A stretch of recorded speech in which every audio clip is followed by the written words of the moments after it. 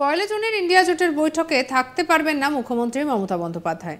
সোমবার ২৭শে মে বড়বাজারের সত্যনারায়ণ পার্কে নির্বাচনী সভায় কথা জানান মমতা। এদিন কলকাতা উত্তরের প্রার্থী সুদীপ বন্দ্যোপাধ্যায়ের সমর্থনে এই সভা করেন রাজ্যের মুখ্যমন্ত্রী মমতা বন্দ্যোপাধ্যায়। এই সভাতে মমতা জানান, ওরা তো ১ তারিখেই বৈঠক ডেকে দিল, ওই দিন রাজ্যে ভোট রয়েছে, বিহার, উত্তরপ্রদেশ, পাঞ্জাবেও ভোট রয়েছে। এছাড়া এখন রাজ্যে ঘূর্ণিঝড়ের ফলে ত্রাণ শিবির পরিদর্শনে যেতে হবে, ক্ষতিগ্রস্ত মানুষদের দেখভাল করতে হবে। এই অবস্থায় বৈঠকে কি করে যাব?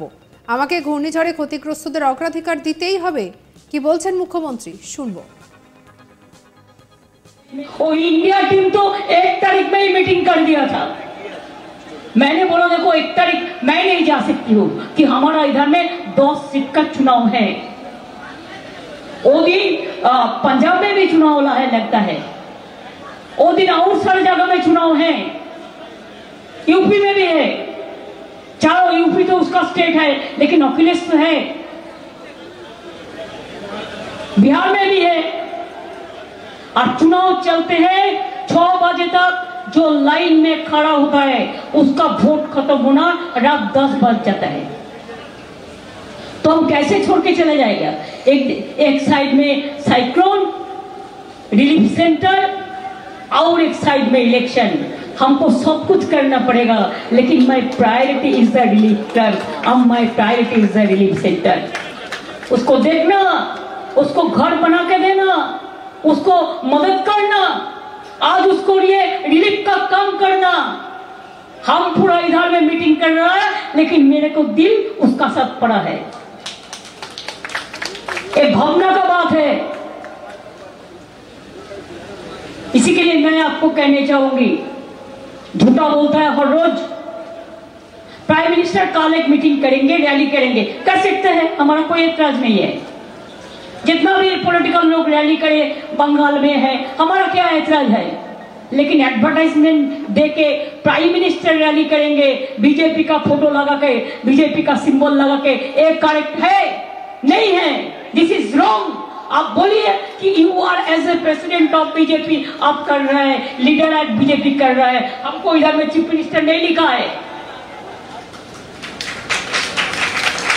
क्यों इतना झूठा ऐसा इस्तेमाल कर रहा है? अगर आपको जितना ठीक आपको हो गया तो आप ऐसा क्यों जब्ती क्यों कर रहे हैं? आप कहते हैं बिना पैसा में गैस दे रहा है, गैस दिया बिना पैसा में? बिना पैसा में विद्युत दिया है, दिया नहीं दिया? 15 लाख रुपया देने के बाद कहा था, दिया नहीं दिया?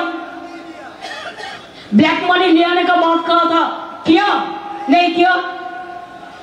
ITI का स्टूडेंट को भी चाकरी नहीं मिल रहा है, नौकरी नहीं मिल रहा है, खाली एजेंसी राज चल रहा है। नरेंद्र मोदी का सरकार का एक ही काम है, भाजपा का, government of the agency, by the agency and for the agency. और झूठा है, जुमला है, इसी के लिए उसको विश्वास करना मुश्किल है। এদিনের বৈঠকে ঘূর্ণিঝড় রেমালের ফলে ক্ষতিগ্রস্তদের আশ্বস্ত করেছেন রাজ্যের মুখ্যমন্ত্রী মমতা বন্দ্যোপাধ্যায়। তিনি বলেন, যাদের ঘরবাড়ি ভেঙে গিয়েছে, দোকান ভেঙে গিয়েছে, চাষের জমি ক্ষতিগ্রস্ত হয়েছে, তাদের কথা দিচ্ছি প্রশাসন যা যা উদ্যোগ নেবার নেবে। আর একটু স্বাভাবিক হলে আমি নিজে সার্ভে করব, আমিও সহযোগিতা করব, দুশ্চিন্তার কোনো কারণ নেই। পশ্চিমবঙ্গ নদীমাতৃক রাজ্য, পশ্চিমবঙ্গের উপকূলে রয়েছি আমরা, সেই কারণে প্রতি বছর তাই আমাদের নানা প্রাকৃতিক দুর্যোগের সম্মুখীন হতে হয়। এবারও সাইক্লোন রেমালের প্রভাবেই আমাদের রাজ্যে প্রচুর ক্ষয়ক্ষতি হয়েছে। আর এদিকে সবার উপরে মানুষের জীবন, রাজ্যের প্রশাসনের তৎপরতা, এবার জীবনহানি তুলনামূলক কম হয়েছে। নিহতদের পরিবারবর্গকে আমরা আন্তরিকভাবে সমবেদনা জানাই বলেছেন মুখ্যমন্ত্রী।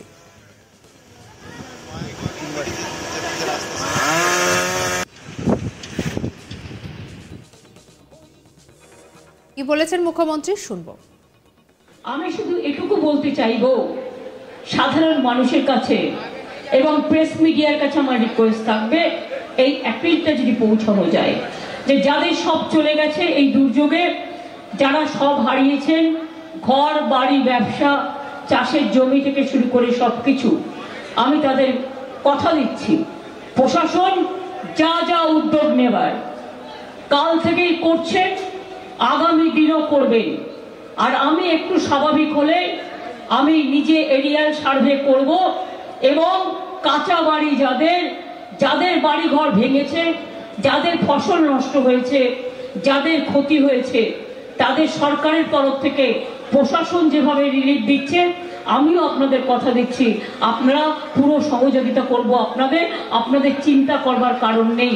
আমি জানি আপনারা দুশ্চিন্তায় আছেন, আমি জানি আপনারা চিন্তায় আছেন, কিন্তু মনে রাখবেন বাংলায় প্রতি বছর আমাদের এটা ফেস করতে হয়, কারণ বাংলা হচ্ছে নদী মাতৃকা দেশ। অন্য রাজ্যে এই ঝড় জল সাইক্লোন ফেস করতে হয় না। যত সাইক্লোন সব আমাদের বে অফ বেঙ্গল আছে বলে বে অফ বেঙ্গলের ওপর দিয়ে ঘূর্ণি আসে, কখনো উড়িষ্যা, কখনো বাংলা, কখনো বাংলাদেশ, এবং এটা আমাদের ফেস করতে হয়। তাই প্রতি বছর কখনো বুলবুল, কখনো আমফান, কখনো ফণী, কখনো সুনামি চলছে তো চলছেই। এখনো কোত্থেকে একটা চলে এসছে। একদিকে ইলেকশন চলছে, ইলেকশনের মিটিংও লোকে প্রচার করতে পারছে না, অন্যদিকে মানুষের দুর্যোগ চলছে। এই দুর্যোগের মধ্যেও আমরা কেন নির্বাচনী মিটিং চালাতে বাধ্য হচ্ছি, তার কারণ আমি এতক্ষণ পর্যন্ত কাল বিকেল থেকে আমি রিলিফ সেন্টার কেমন চলছে, সারা জেলায় কে কোথায় আছে, কেমন আছে, প্রশাসন কতটা উদ্যোগ নিয়েছে, আজকালও পরশুও চলবে যতক্ষণ না কমপ্লিটলি শেষ হচ্ছে, সেইটা খোঁজ খবর রাখার জন্য আমি কালকে সন্ধ্যে 6টা থেকে আজকে বিকেল 5টা পর্যন্ত ওই কাজটাই করছিলাম। আর ডিজাস্টার ম্যানেজমেন্টের আমাদের যে 24x7 যে মনিটরিং টিম আছে, সেই মনিটরিং টিমের সাথে কোঅর্ডিনেশন করে কাজ করছিলাম। আমি সেটা করে তবে বেরিয়েছি, না বেরোলে উপায় নেই, কারণ হাতে তো আর 2-3 दिन আছে। 2 मास ধরে করছি। क्या जरूरत था कि 3 महीने के लिए चुनाव का दिन ठीक करना? क्या ये लोगों को पता नहीं है? अभी गर्मी ज्यादा होता है, अभी बारिश का मौसम है, एक टाइम में इलेक्शन करना ठीक नहीं है। इलेक्शन होता है जो मई का मिडिल में पूरा सब कुछ खत्म हो जाता है। और अभी देखो खाली मोदी को एडवांटेज के लिए कि उसको टाइम मिलना चाहिए घूमने के लिए, इधर उधर जाने के लिए, इसी के लिए उनको एडवांटेज देने के लिए इतना दिन इलेक्शन देर किया है। हम तो आश्चर्य हो गया, बंगाल का साथ सबसे जबरदस्ती किया गया है। সঙ্গে রাখুন আজ তাক বাংলাকে সাবস্ক্রাইব করে নিন।